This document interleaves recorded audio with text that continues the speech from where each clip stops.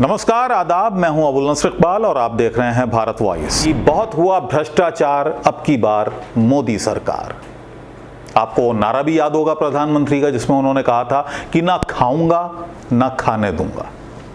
अब जरा तस्वीर का दूसरा रुख आप देखिए, कहानी का दूसरा पहलू आप देखिए। हम बात बिहार की कर रहे हैं, जहां बिहार में उनके अपने विधायक ने, यानी भारतीय जनता पार्टी के एक विधायक हैं ज्ञानेंद्र सिंह ज्ञानू, उन्होंने अपने ही मंत्रियों पर, बिहार में जेडीयू बीजेपी की सरकार है, बीजेपी कोटे से जितने भी मंत्री हैं उन पर भ्रष्टाचार के आरोप लगाए हैं। उन्होंने कहा है कि जमकर भ्रष्टाचार भारतीय जनता पार्टी के मंत्री कर रहे हैं जो सरकार में बैठे हैं। तबादलों के नाम पर तबादलों में अफसरों से पैसे लिए जा रहे हैं, उनकी मनचाही पोस्टिंग दी जा रही है। और आधार उन्होंने बताया है कि ज्ञानू ने कहा है कि इन तमाम अफसरों से उन्होंने बातचीत की है और इन्हीं अफसरों ने उन्हें बताया है कि मंत्री भारतीय जनता पार्टी के बिहार में उनको बुला बुलाकर पैसे की मांग कर रहे हैं। ज्ञानेंद्र सिंह ज्ञानू के इस बयान के बाद हड़कंप मच गया, पूरी भारतीय जनता पार्टी में खलबली मच गई।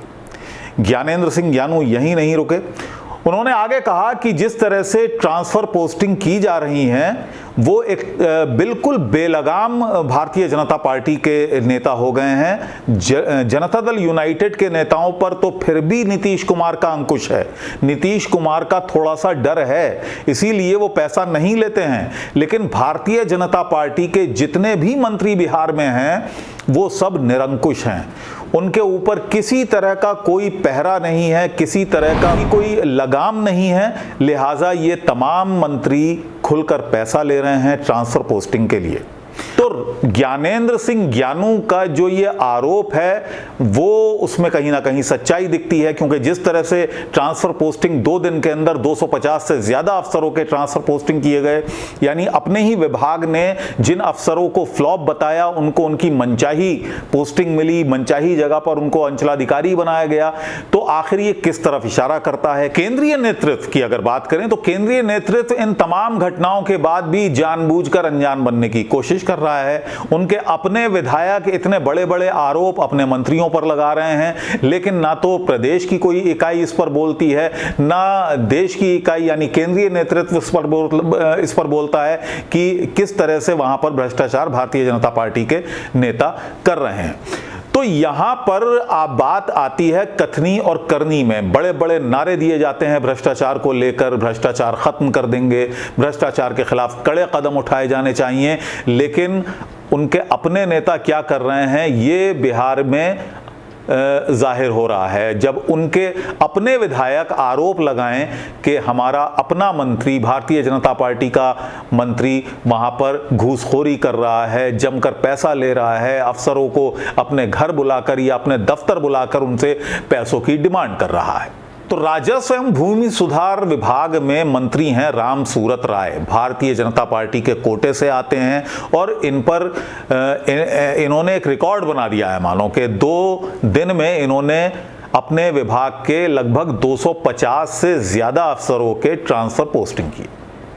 दोस्तों, पहले से ही जदयू और भारतीय जनता पार्टी की बिहार में जो सरकार है उस पर खतरे के बादल मंडराए हुए हैं, क्योंकि लालू यादव एक्टिव हुए हैं। लालू यादव वर्चुअल मीटिंग करेंगे 5 जुलाई को स्थापना दिवस पर आरजेडी के। इसके अलावा लालू यादव का बिहार जाना भी होगा। ऐसे में कयास ये लगाए जा रहे हैं कि वहां पर राजनीति एकदम गरमाएगी। ये भी खबरें हैं कि बहुत सारे ऐसे नेता हैं और नीतीश कुमार के बहुत करीबी नेता जो लगातार आरजेडी से संपर्क बनाए हुए हैं। तेजस्वी यादव से उनकी बातचीत चल रही है और हो सकता है कि वो आने वाले कुछ समय में आरजेडी ज्वाइन कर लें। अपने ही विधायक भ्रष्टाचार के आरोप लगा रहे हैं। तो ये तमाम सूरतें बन रही हैं कि आने वाले वक्त में एक बड़ा फेरबदल, सरकार को लेकर बड़ा फेरबदल हो सकता है बिहार में। दोस्तों, अगर यही खबर किसी और प्रदेश की होती जहां पर कांग्रेस पार्टी की सरकार है तो शायद भारतीय जनता पार्टी का केंद्रीय नेतृत्व या प्रदेश नेतृत्व इस मामले को इतना उछालता और मीडिया भी इस मामले को इतना उछालता कि कहने की बात नहीं। लेकिन यहां पर हर तरफ खामोशी है।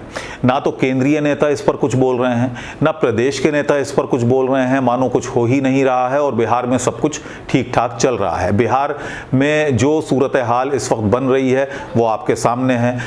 तो दोस्तों, भारतीय जनता पार्टी के नेताओं को इतना ही हम कहेंगे कि नसीहत सिर्फ कांग्रेस के लिए या और दूसरी पार्टियों के लिए ना रखें, बल्कि अपनी पार्टी के जो नेता हैं जिन पर ये आरोप भ्रष्टाचार के लग रहे हैं, थोड़ा पाठ उनको भी पढ़ा दें।